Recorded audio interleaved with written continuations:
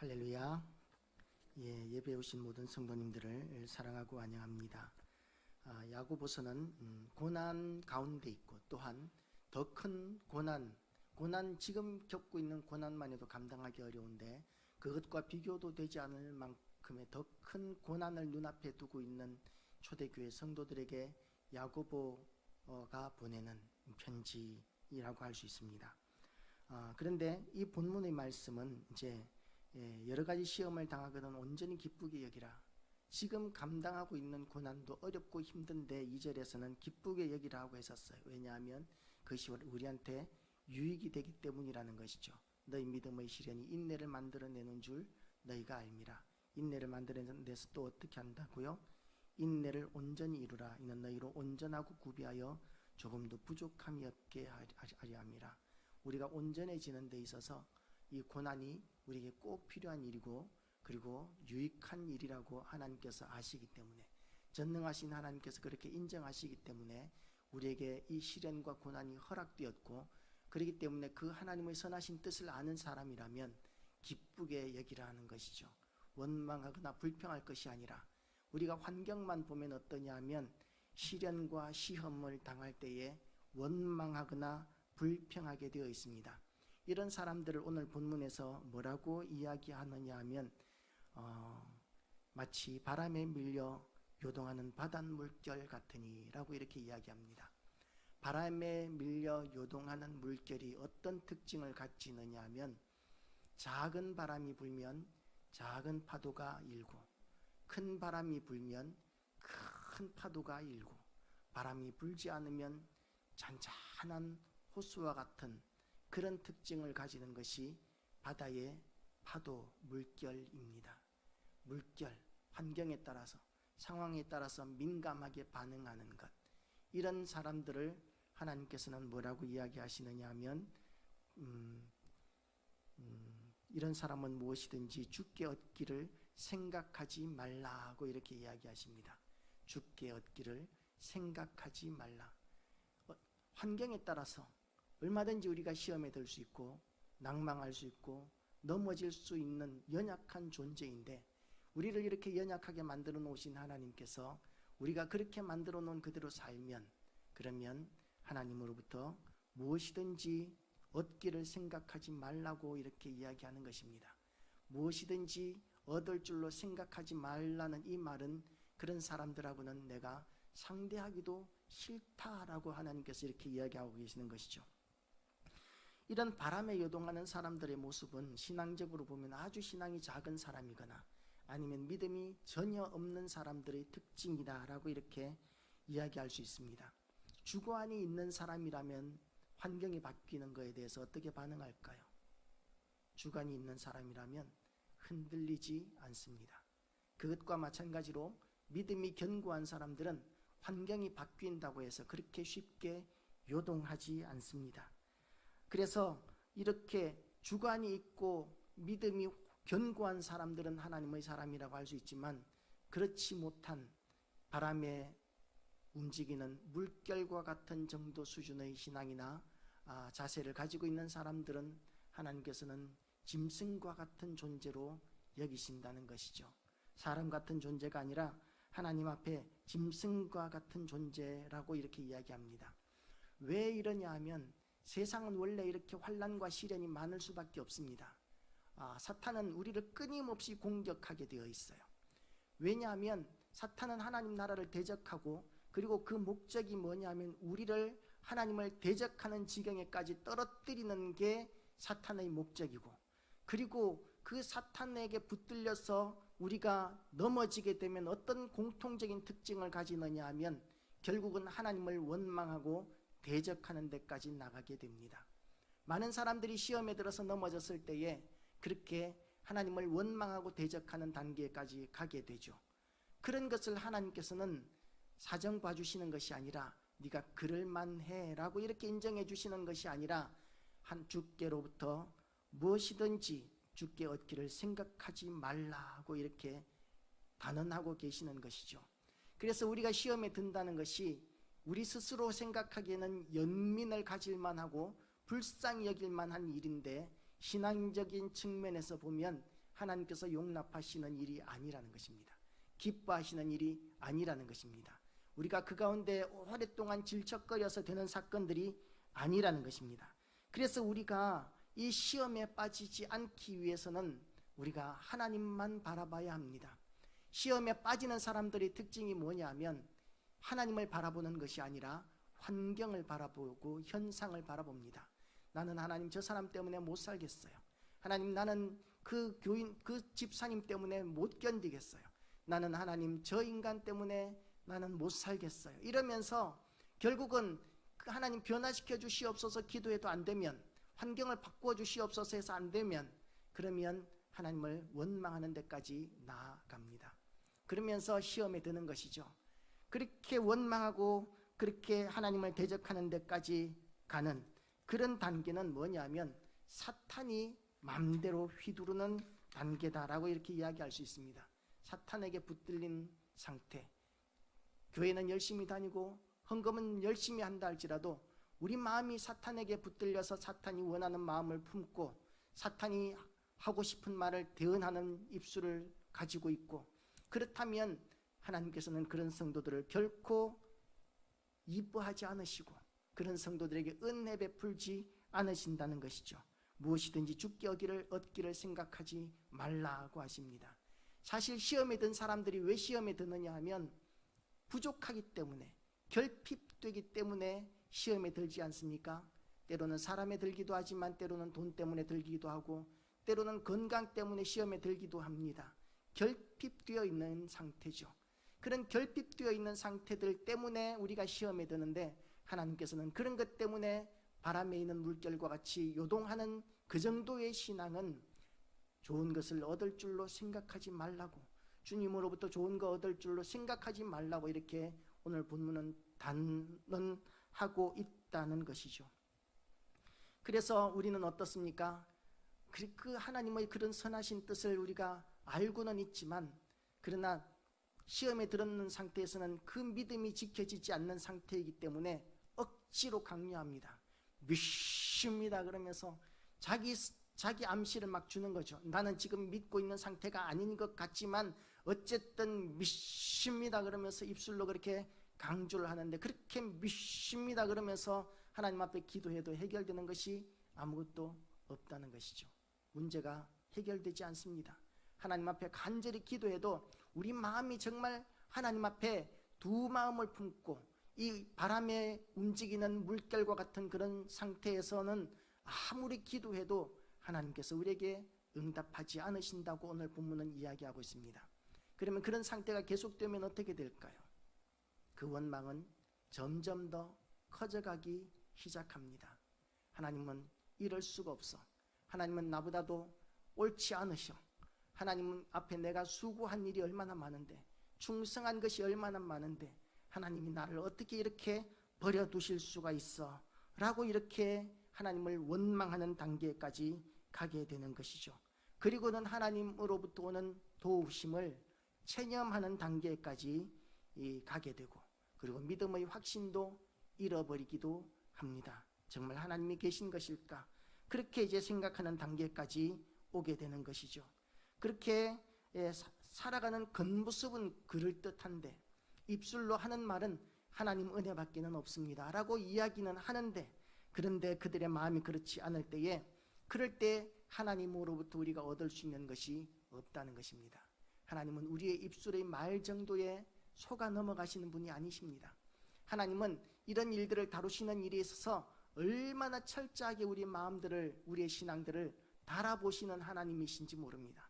철저하게 달아보시고, 그리고 하나님께서 그 마음에 합당하지 않은 마음이 되었을 때는 하나님께 무엇을 얻을 줄 생각하지 말라고 이렇게 이야기하고 있는 것입니다.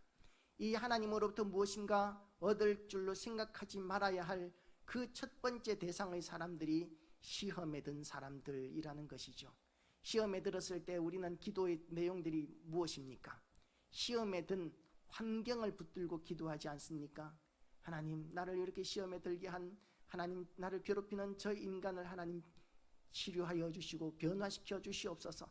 하나님, 돈이 이렇게 부족한데 하나님 이렇게 궁핍하게 사는 것이 하나님의 뜻입니까? 하나님 물질을 채워 주시옵소서. 그렇게 우리가 하나님 앞에 기도하는데, 그런데 마음 중심에는 어떠냐 하면 하나님을 바라는 마음이 두 마음인 것이죠. 하나님 해주실 수도 있고 안 해주실 수도 있고, 그런 두 가지의 마음을 품으니까 요동치는 거예요. 환경이 어려우면 어려울수록 그렇게 자꾸만 더 하나님으로부터 떨어져 나가고, 그리고 이제 하나님으로부터는 도움을 얻지 못하니까 더 깊은 시험에 빠져들게 되는 것입니다. 그렇게 시험에 빠져들게 되면서 하나님께서 우리를 그런 시험에 빠지는 것을 용납하시면서 하나님께서 우리에게 기대하고 원하시는 것이 무엇일까요? 선한 것이 없을 것 같은데, 그런데 하나님께서는 그런 시험을 통해서 우리 스스로의 수준을 알게 하시는 하나님이시다라는 것입니다. 우리가 정말 시험을 만났을 때에 원망하고 불평하는 그 마음에서 벗어나지 못한다면, 그러면 우리 수준이 이거밖에 안 되는구나 하는 것을 우리가 인정해야 합니다. 그리고 인정하고 하나님 앞에 회개하고 다시 하나님 앞에 은혜를 구해야 하죠. 그렇지 못하고 환경만을 자꾸 바라보기 시작하면, 그러면 하나님의 은혜를 오히려 누리지 못한다고 오늘 본문은 이야기하고 있습니다. 그렇게 시련 가운데 있으면서 점점 자꾸만 환경만 바라보고 하나님을 바라보지 않으면 점점 더 타락해져서 정말 사탄이 원하는 대로 하나님을 대적하는 데까지 이르게 되는 것이 시험에 든 사람들의 마지막이라는 것이죠. 그래서 우리는 시험을 당했을 때에 환경을 보는 것이 아니라, 현상을 보는 것이 아니라, 그 시험 가운데서 보이는 나의 반응을 보면서 하나님 앞에 나의 수준이 요거밖에 안 되는구나 하는 것을 검증하는 기회로 삼으시기를 축복합니다. 나의 단계가 요거밖에 안 된다는 것을 인정했을 때에 우리는 하나님 앞에 철저하게 겸손해지게 되고 낮아지게 되고 자랑할 것이 없어지게 되고, 그러면서 우리가 그런 더욱더 하나님을 바라보게 될 때에 하나님께서는 그 시험에서 우리를 건지시고 통과하게 하시는 하나님이십니다. 우리가 두 마음을 품고 아무리 하나님 앞에 기도해도 해결되지 않는 그 시험의 상태에서 하나님을 바라보고, 우리가 낮아진 상태에서 하나님만 바라보고 하나님께 견고히 서기만 하면 하나님께서는 그 시험을 통과하게 하시는 하나님이시라는 것이죠. 그게 안 되고 자꾸만 상황만 바라보고 현실만 바라보고 사람만 바라보고 세상만 바라보면 하나님으로부터 무엇이든지 얻을 줄로 생각하지 마라 하고 오늘 본문은 우리에게 이야기해 주시는 것입니다. 학생들이 시험을 보는데 시험 문제를 탁 받아들고 시험을 치는데 그 시험 치는 목적이 뭘까요? 얼마나 글씨를 잘 쓰느냐가 아니잖아요. 얼마나 문제를 잘 풀어나가는 능력이 있느냐, 그걸 검증하는 게 시험이지 않습니까? 그런데 그 시험 치는 게 힘들다고 해서 뒤에 답안지를 찾아본다든지 이렇게 해서, 또는 컨닝을 한다든지 이런 식으로 우리가 그 시험을 그냥 넘어가려고만 한다면, 자기를 검증하지 않고 넘어가려고만 한다면 시험의 의미를 제대로 살릴 수가 없죠. 일반적으로 부정행위가 있는 학생에게는 재시험을 치르게 하든지 낙제를 주게 됩니다. 시험에서 더 벗어나지 못하는 것이죠. 우리가 시험을 만났을 때 그 시험을 뛰어넘을 수 있도록 환경에 붙들리는 것이 아니라, 사람에 붙들리는 것이 아니라, 여건에 붙들리는 것이 아니라 우리가 하나님을 더욱더 겸손한 마음으로 바라보는 계기로 삼으시기를 주님의 이름으로 축복합니다. 그렇지 않으면 아무것도 좋은 것을 얻을 줄 생각하지 마라 하고 하나님께서 선포하고 계시는 것이죠. 우리가 은혜가 충만할 때는 어떤 문제든지 쉽게 넘어가는 것 같습니다. 그죠? 은혜가 충만할 때는. 그런데 그 은혜가 충만한 것들이 어떤 경우에 은혜가 충만하게 다가오나요? 예배 가운데 말씀으로 은혜를 받았을 때, 부흥회를 참석했을 때, 수련회를 했을 때, 찬양 집회를 했을 때, 이럴 때 우리가 은혜를 많이 받았다라고 이렇게 이야기합니다. 그런데 일반적으로 그 유효기간이 얼마나 되나요? 유효기간이 있다고 생각되지 않습니까? 한번 은혜를 받으면 평생 동안 은혜가 충만하시던가요? 여태까지? 아니에요. 그런 분 혹시 없습니까? 은혜를 받았더니 지금도 은혜가 충만해요. 아무도 없으십니까? 손을 좀 들으면 참 좋을 텐데. 할렐루야. 예. 우리가 은혜를 받으면 얼마 안 가서 잃어버린다라고 이렇게 생각합니다. 어떤 사람들은 3개월이다, 어떤 사람들은 한 달이다, 이렇게 이야기들을 합니다. 그럼 은혜 받는 게 별 의미가 없어지잖아요.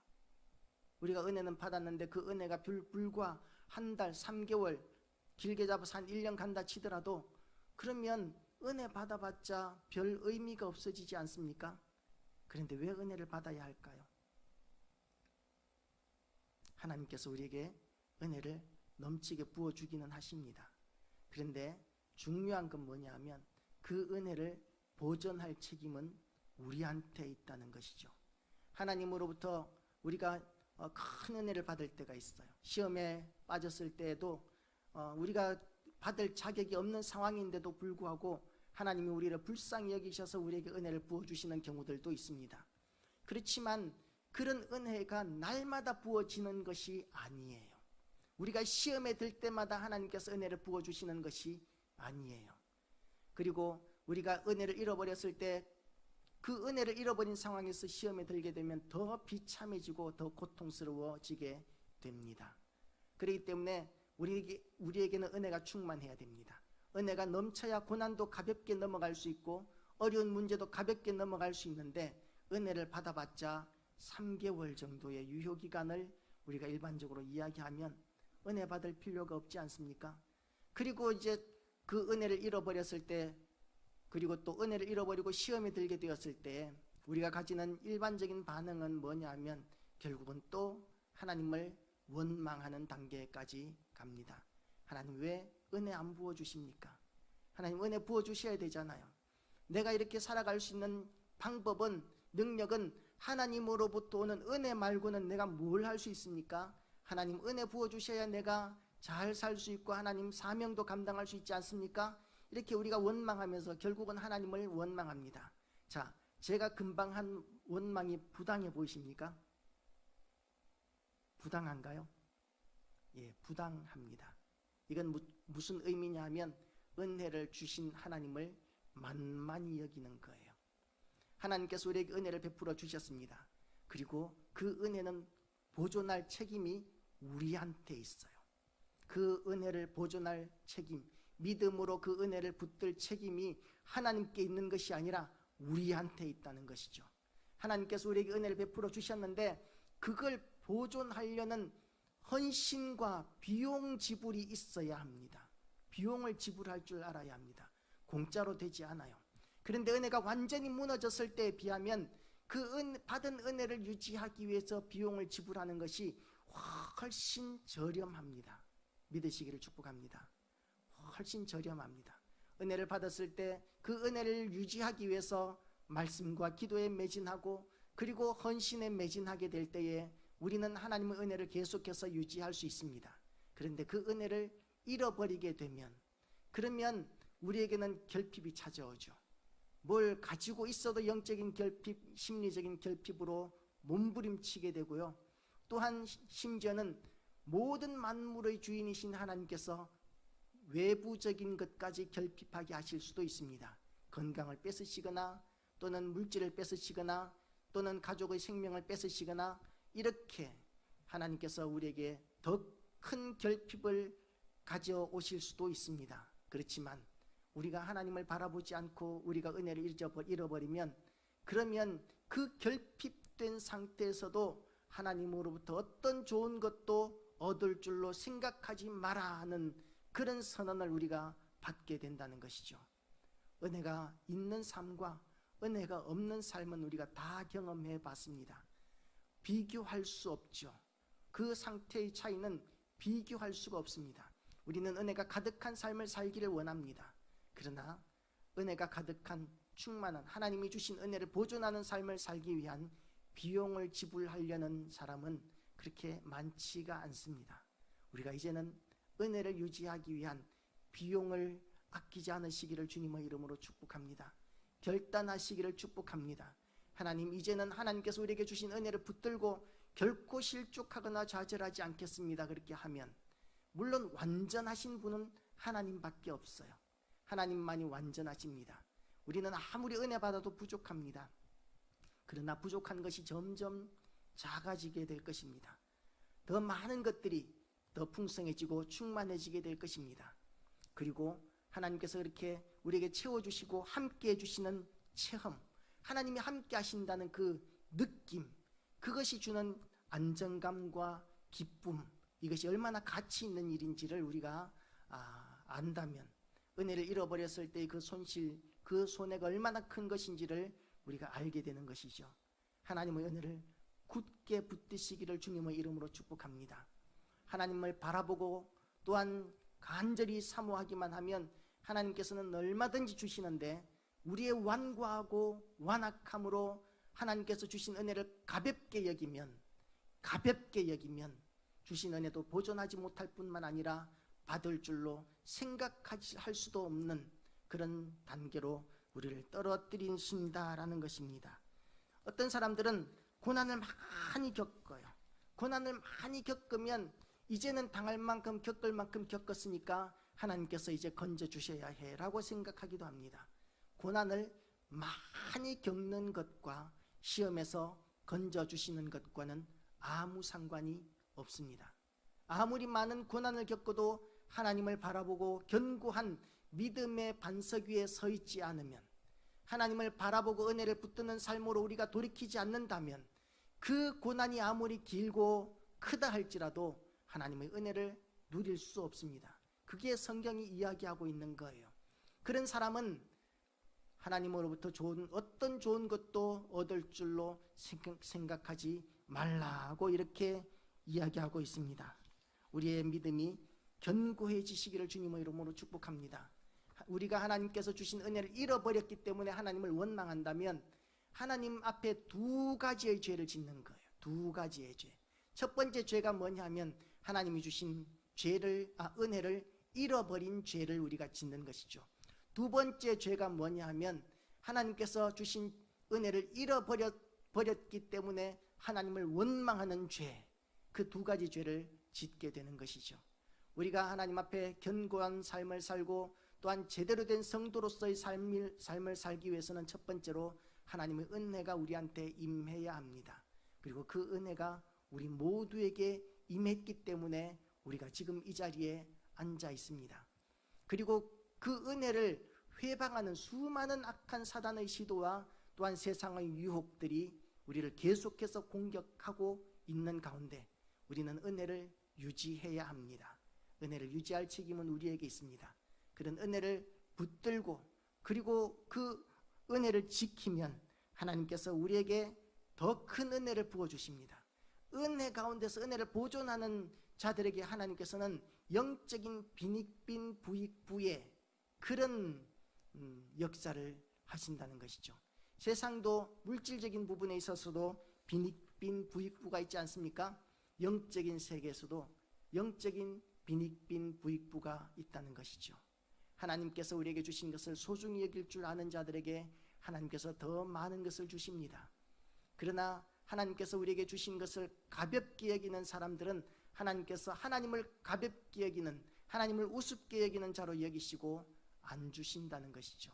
그런 사람들은 상대하기도 싫다라고 이렇게 이야기하시는 것입니다. 우리가 죄 때문에든지 어떤 시험에 들었든지 간에 우리의 고백은 하나님은 아무런 주님은 결코 실수하지 않으시는 분이라는 고백이 나올 수 있어야 합니다. 그런 고백이 우리의 고백이 되시기를 축복합니다. 하나님은 의로우신 분이시라는 고백을 할 수 있어야 합니다. 어떤 때요? 우리가 시험에 들었을 때, 고난 가운데 있을 때, 우리가 원하는 일이 전혀 이루어지지 않을 때, 그럴 때도 하나님은 옳으십니다 라는 이런 고백을 할 줄 알아야 합니다. 하나님이 옳으시고 하나님이 판단하시는 그것이 옳습니다 라는 그런 고백이 우리의 고백이 되어야 합니다. 하나님이 틀리셨어요. 하나님께서 이렇게 문제를 해결 안 하시는 것은 하나님이 틀리시고 잘못하시고 계시는 거예요. 말로도 하는 경우들이 있지만 그러나 말로 하지 않더라도 우리 마음으로 그런 태도들을 가지는 것을 하나님께서는 정말 철저하게 검증하십니다. 우리가 그런 마음을 추워도 품지 않는 겸비한 신앙 가지게 되시기를 축복합니다. 겸비하고 낮아지면 하나님께서 더 큰 은혜를 부어주시는 것입니다. 바울은 어떤 사람이었습니까? 누구보다도 하나님의 은혜와 능력을 많이 받은 사람이었지 않습니까? 그런데도 불구하고 이 시험 가운데서 하나님의 은혜를 굳게 붙들고 살아가기 위한 두려움이 있었어요. 낮아짐이 있었습니다. 그래서 이런 고백을 합니다. 날마다 나를 쳐서 십자가에 복종시킨다 라고 이렇게 고백합니다. 바울만큼 은혜 충만한 사람이 어디 있습니까? 바울만큼 하나님의 능력을 많이 사용한 사람이 어디에 있습니까? 그런데 날마다 나를 쳐서 십자가에 복종시킨다 라고 이렇게 이야기합니다. 십자가의 대가라고 할 수 있잖아요. 근데 뭘 더 복종시킬 게 있겠습니까? 그런데도 불구하고 바울이 날마다 나를 쳐서 십자가에 복종시킨다고 고백했다면 우리는 그런 고백을 얼마나 자주 해야 될까요? 그리고 또 많은 사람을 그리스도께 인도한 내가 버림을 받을까 두려워하노라 하고 이렇게 이야기합니다. 구원의 확신이 제대로 있는지 없는지 모를 의심스러운 고백이지 않습니까? 그런데 이런 믿음 없는 것처럼 보이는 고백을 바울이 왜 했습니까? 믿음이 견고해지기 위해서, 우리가 하나님 앞에서 견고해지기 위해서 얼마나 많은 비용을 지불해야 되는지를 바울이 알고 있기 때문에 그런 것이죠.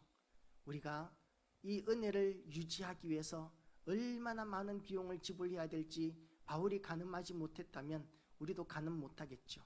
그러나 우리가 감당치 못할 시험 당함을 허락지 아니하시는 하나님께서 우리가 은혜를 사모하고 바라보고 따라가면 하나님께서 우리를 기쁘게 여기시고 더 큰 은혜를 부어주시고 더 큰 응답을 허락하시는 하나님이십니다. 그런 사람들이 하나님 앞에 기도하면 무엇이든지 구하라고 이렇게 말씀하십니다. 무엇이든지 내 이름으로, 지금까지는 너희가 내 이름으로 아무것도 구하지 아니하였으나 구하라 그리하면 받으리니 라고 이렇게 이야기하십니다. 어떤 사람이 받겠습니까? 하나님의 말씀 견고히 붙들고 믿음에 굳게 서서 믿음의 반석 위에 서 있는 사람, 바람에 밀려 요동치는 파도와 같이 이 두 마음을 품은 그런 사람은 하나님 앞에 뭘 얻을까 생각지도 말아야 하지만, 그러나 하나님 앞에서 믿음으로 견고히 서 있는 사람은 무엇이든지 구하라 그리하면 받으리니 라고 이렇게 말씀하십니다. 기도하면 주시겠다는 것이죠. 모든 것을 받을 수 있는 것과 아무것도 받을 수 있는 극단적인 차이가 우리 눈으로 보기에는 아무것도 아닌 것 같지만, 우리가 세상을 바라보느냐 하나님을 바라보느냐, 특별히 시험 가운데 있을 때 결판이 나게 되어 있습니다. 오늘 우리 모두 그렇게 하나님께서 주신 은혜를 견고히 붙들고 승리하게 되시기를 주님의 이름으로 축복합니다. 기도하시겠습니다.